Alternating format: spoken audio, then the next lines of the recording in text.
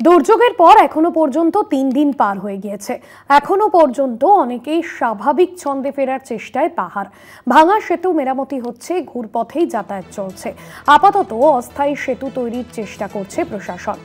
১৫ থেকে ২০ দিনের মধ্যে এই সেতু তৈরি হবে, এমনটাই মুখ্যমন্ত্রী জানিয়েছেন। পাহাড়ে আটকে থাকা পর্যটকরা নামতে শুরু করেছেন। দুর্যোগের শঙ্কা কেটেছে, উৎকণ্ঠার মেঘ এখনো কাটেনি। দুর্যোগে এখনো পর্যন্ত ২৭ জনের মৃত্যু হয়েছে। ভাঙা সেতু মেরামতির কাজ চলছে। পাহাড়ে আটকে থাকা পর্যটকরা নামতে শুরু করেছেন। এখনো পর্যন্ত ২৭ জনের মৃত্যুর খবর পাওয়া যাচ্ছে। দুর্যোগের শঙ্কা কেটেছে, উৎকণ্ঠার মেঘ এখনো পর্যন্ত কাটেনি। দুর্গাদাস বন্দ্যোপাধ্যায় রয়েছেন সরাসরি নিউজরুম থেকে। দুর্গাদা, যে পরিস্থিতি তৈরি হয়েছিল উত্তরবঙ্গে এবং এখনো পর্যন্ত পাহাড় স্বাভাবিক ছন্দে ফেরার চেষ্টা করছে, প্রশাসনিক আধিকারিকরা সর্বতোভাবে কাজ করছে, এখনো পর্যন্ত পরিস্থিতি কোন জায়গায়? দেখো, উত্তরবঙ্গের যে ভয়াবহ পরিস্থিতির সৃষ্টি হয়েছিল এবং প্রচুর বৃষ্টিপাতের ফলে যে ভূমি ধস থেকে শুরু করে নদীর গতিপথে বিভিন্ন ধরনের পাড় ভেঙে যাওয়া থেকে শুরু করে রাস্তাঘাট, যে একটা প্রাকৃতিক দুর্যোগের পরিবেশে পাহাড়ের ছন্দ প্রায় নষ্ট হয়ে গিয়েছিল। পাহাড়বাসী একটা বড় দুর্যোগের ল্যাপ পেরোলো, এটা বলা যেতে পারে। তাই এরকম একটা পরিস্থিতি থেকে কতগুলো ইনফরমেশন যেমন উঠে আসছে যে এই মুহূর্তে আবহাওয়া অফিস থেকে যেটা জানানো হয়েছে যে ভারী বৃষ্টির সম্ভাবনা অনেকটাই কমে গেছে। ওখানে উত্তরবঙ্গের পাহাড়ে কিন্তু আর দুর্যোগের মেঘ সেই অর্থে নেই। ঝলমলে আকাশ, রোদ্দুর করজ্জ্বল দিন এবং সবথেকে বড় কথা, মুখ্যমন্ত্রী মমতা বন্দ্যোপাধ্যায় উত্তরবঙ্গের মানুষের এই দুর্যোগের কথা শোনার পর, সেখানে পৌঁছানোর পর যেটা শুরু হয়েছে যে নতুন করে পুনর্গঠনের কাজ শুরু হয়েছে। অর্থাৎ যে সমস্ত গুরুত্বপূর্ণ ব্রিজ ইতিমধ্যেই ভেঙে গিয়েছে, সেইখানে প্রাথমিকভাবে যাতে মানুষের চলাচল করতে পারে এই রকম অস্থায়ী ব্রিজ তৈরির কাজ ইতিমধ্যেই শুরু হয়েছে। নদীর পাড় বরাবর যে সমস্ত রাস্তাঘাটগুলো নদীগর্ভে ভেঙে ভূমিধসে ঢুকে গিয়েছিল, সেই জায়গাতে রাস্তার পুনর্গঠনের কাজ এবং রাস্তা সারাইয়ের কাজ ইতিমধ্যে শুরু হয়েছে। প্রচুর মানুষের ক্ষয়ক্ষতি হয়েছে, বাড়ি ঘরদোর ভেঙে গেছে।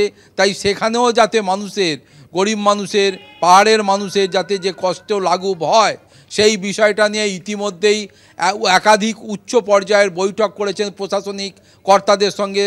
দার্জিলিংয়ের ডিএম থেকে শুরু করে সেখানে মন্ত্রী অরূপ বিশ্বাস ছিলেন, গৌতম দেব থেকে শুরু করে বিভিন্ন নেতা নেতৃবর্গকে নিয়ে তিনি যে রূপরেখা ঠিক করেছেন, এটা কিন্তু একটা বলা যেতে পারে যে গঠনমূলক কাজ, গঠনমূলক প্রক্রিয়া এবং পাহাড়কে ধীরে ধীরে ছন্দে ফেরাবার লক্ষ্যে এবং পাহাড়ের যে সমস্ত ব্যবসায়ী মানুষ রয়েছে যারা মনে করছিলেন যে এই দুর্যোগের কারণে দীর্ঘদিন পর্যটক আসবে কিনা বা ক্ষতির সম্মুখীন হবে কিনা, তাদেরকে মুখ্যমন্ত্রী আশ্বস্ত করেছেন সরকারের পক্ষ থেকে সমস্ত রকম সাহায্য করা হবে তিনি বলেছেন।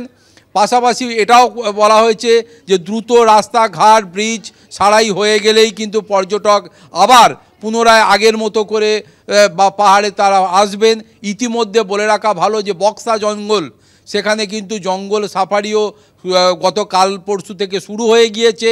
অন্যান্যগুলো যে সমস্ত জঙ্গলগুলো রয়েছে সেখানেও যাতে এই সাফারি শুরু হয়, সেই প্রক্রিয়া কিন্তু এখনও চলছে। ফলে সব মিলিয়ে যে গঠনমূলক প্রক্রিয়া রাজ্য সরকার এবং মুখ্যমন্ত্রী মমতা বন্দ্যোপাধ্যায়ের উদ্যোগে সমগ্র উত্তরবঙ্গ জুড়ে হয়েছে, তার কাজের অগ্রগতি কিন্তু ইতিমধ্যেই শুরু হয়ে গিয়েছে। পাশাপাশি বলে রাখা ভালো যে সমস্ত রাজনৈতিক দল এই পাহাড়ের মানুষের বিপর্যয়ে পাশে থাকার উদ্দেশ্যে সেখানে ঝাঁপিয়ে পড়েছে।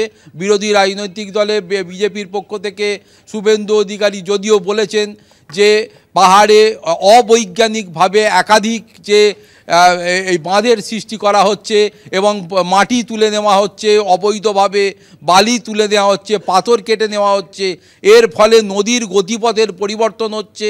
ফলে এই বিষয়গুলো যদি রাজ্য সরকারের পক্ষ থেকে এক্সপার্ট কমিটির মাধ্যমে পাহাড়ের মানুষের উদ্দেশ্যে এগুলোকে করা হয়, তাহলে আগামী দিনে পাহাড়ের অনেকটাই বিপর্যয় যে আটকানো সম্ভব হবে, এটা মনে করছি অভিজ্ঞ মহল। তাই সব মিলিয়ে এই মুহূর্তে সমগ্র উত্তরবঙ্গ জুড়ে রাজ্য সরকার এবং রাজ্যের মুখ্যমন্ত্রী মমতা বন্দ্যোপাধ্যায়ের উদ্যোগে যে কর্মকাণ্ড শুরু হয়েছে, আশা করা যায় অতি দ্রুত মানুষ, পাহাড়ের মানুষ এবং পাহাড় সংলগ্ন যে সমস্ত জেলাগুলো রয়েছে সেখানকার মানুষের স্বাভাবিক জনজীবন অনেকটাই স্বাভাবিক ছন্দে ফিরে আসবে, এটা বলা যায়। একদমই ধন্যবাদ জানাবো দুর্গাদাস। সরাসরি ছিলেন প্রতিনিধি দুর্গাদাস বন্দ্যোপাধ্যায়। প্রশাসনের তরফে সর্বতোভাবে এখনো পর্যন্ত কাজ চলছে, আপাতত অস্থায়ী সেতুর তৈরির কাজ করছে প্রশাসন।